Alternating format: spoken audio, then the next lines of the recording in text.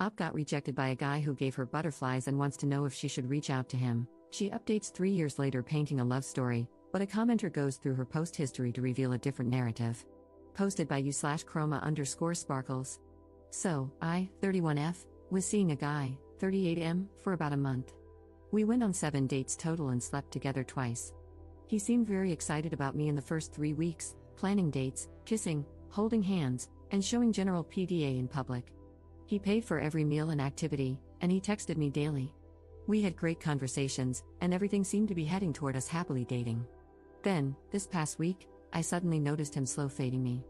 Yesterday, when I asked if he was available at all this week, he sent me a text apologizing profusely, saying he thinks we should see other people. I simply replied, while bawling my eyes out, "It's okay. Good luck with everything." I deleted my Bumble account almost instantly after he sent me that message because I was ready to give up, but I remade it today. After swiping a few times, his profile showed up, and I noticed that he had deleted his account and made a new one as well. No idea why. But that shows me he didn't break things off with me for another woman. Of course, like a dork, I still swiped right, holding out some kind of dumb hope that we'll match again. Normally, when I'm rejected by a guy, whether things were going well or bad, I say my little good luck message and move on. But I honestly feel like this guy and I were on the way to something special. I know nothing I say will necessarily change his mind, but for some reason, I really want to send him a message, maybe in a week or two, after some time has passed. I want to let him know how I felt about him because I never really got the chance to. I had been planning to tell him this week that I was developing feelings for him. He was nothing but a gentleman, very nice, generous, and he made me feel really special for the first time in a long while. I truly feel like he was developing feelings for me too. He proved it with his actions and words, which left me feeling like he was genuine. So, for him to end things so abruptly has kind of left me confused. I know people are allowed to change their minds suddenly with no explanation, and he's well within his right to do so.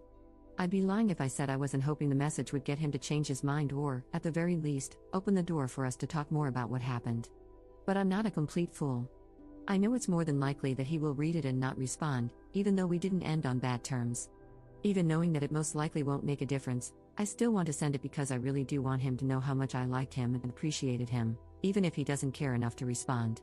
I feel like it would be very cathartic for me, and whether he responds or not, it would give me some closure because I will have said everything that's been on my mind and in my heart for the past month.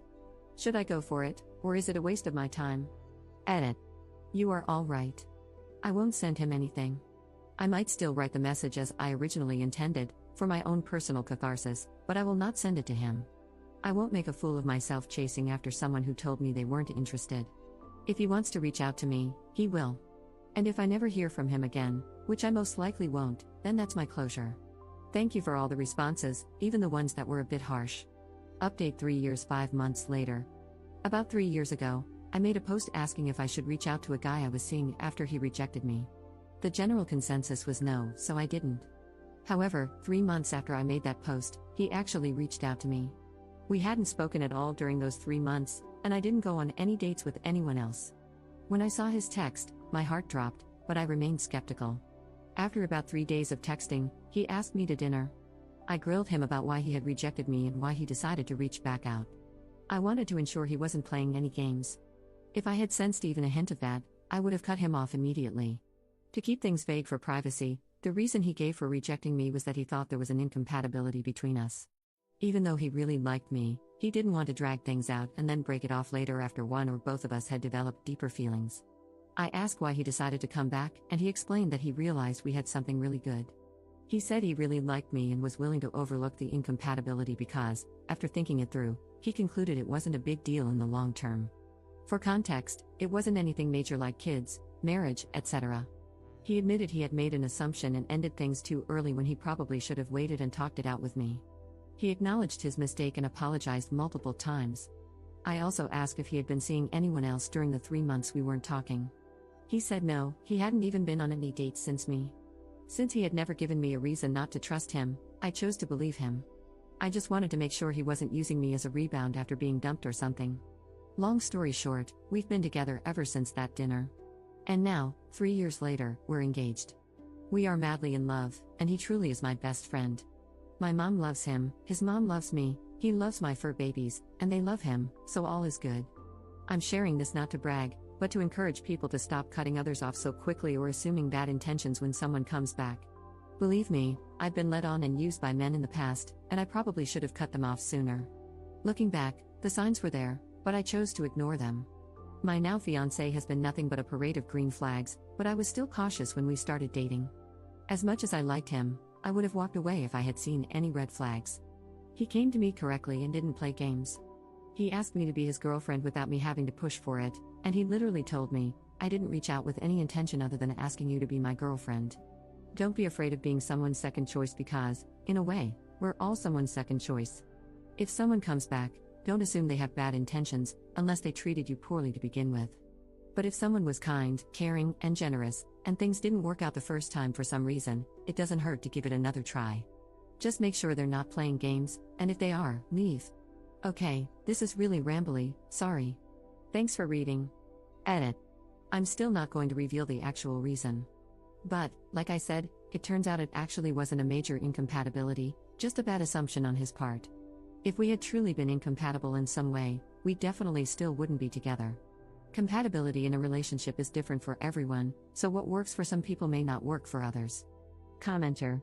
Listen, I'm not trying to be messy or rude about Op, but there's a lot of context about her romantic life left out from her posts, both before and after this instance. TLDR, the impression I get is that she's afraid of being alone, especially because she's over 30, and the man will settle for having her around but isn't enthusiastic about having her in his life. Outside of her talking about her dogs and weight loss, all of her posts are about her love life. 6 years ago, in our /dating over 30, she complains about being ghosted by 3 potential romantic partners in 2 days. She estimates she's matched with 200 profiles in the past week on 2 platforms without any results. 5 years ago, in our /dating over 30, she's talking to 2 guys from online dating platforms. The 2 conversations always turn to cuddling, even when she steers away from that topic. She expresses confusion and seeks confirmation that the guys are trying to get sexual. 5 years ago, in our /divorce, she posts a rant about how she shouldn't be back in the market and deserves her version of domestic bliss. She says she's constantly getting rejected but also states that everyone she speaks with is boring. She mentions that when she was married, she constantly celebrated that she wasn't dating anymore. She closes out by stating she'd never get back with her ex but misses being happy in a marriage. 4 years ago, she wrote the original post about reaching out to the guy who rejected her. 2 years ago, she posts in our /Black Ladies and our /Relationships over 35 about the same topic. She states she's been dating her boyfriend for 14 months and started a conversation about marriage. She's surprised that he's hesitant about marrying her. He says he's not against marriage but is more scared of the possibility of divorce, attributing this fear to watching his parents' nasty divorce. She's shocked because she assumed he wanted marriage, given that his friends and family are all married. She ends by panicking about whether he wants to marry her and wonders if she should give up the desire for a legal marriage to hold on to the relationship. Op waffles between saying she's not waiting for him and mentioning that part 2 of the conversation is coming soon.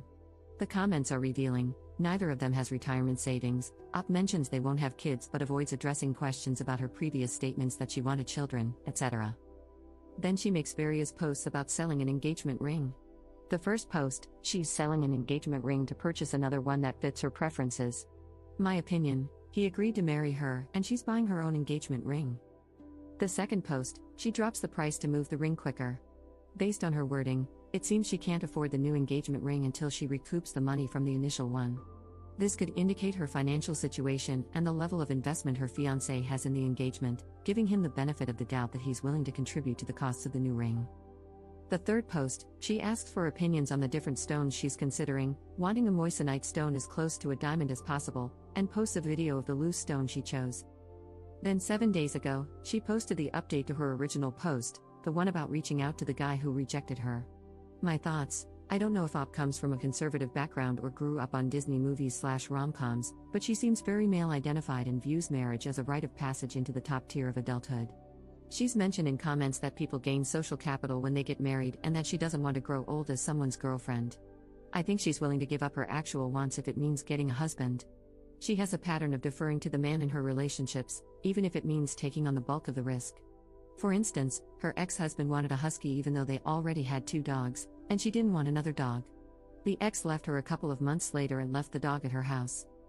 I think the fiancé was dating around or hooking up and felt sparks with someone else. He started ghosting Op until she asked him a direct question about his availability, and he broke it off with her. He deleted his Bumble account because he was serious about the other person but not Op. When he saw that Op matched with him again, he put her on the back burner as a backup. Once he realized nobody was feeling him or his potential matches didn't lead to anything, he circled back to her. He returned with a half-truth, claiming he made an assumption about their incompatibility, which, to me, translates to liking her well enough but not being invested enough to confirm their compatibility. This lady has a lot going on because she's scared to be alone and build the life she wants due to her FOMO around having a man. I've also noticed that she seems to round up her age in relation to the forums. For example, she was 29 posting in r/dating over 30, not alarming by itself, and 33 posting in r/relationships over 35. It seems like she thinks she's falling behind because she doesn't have a marriage.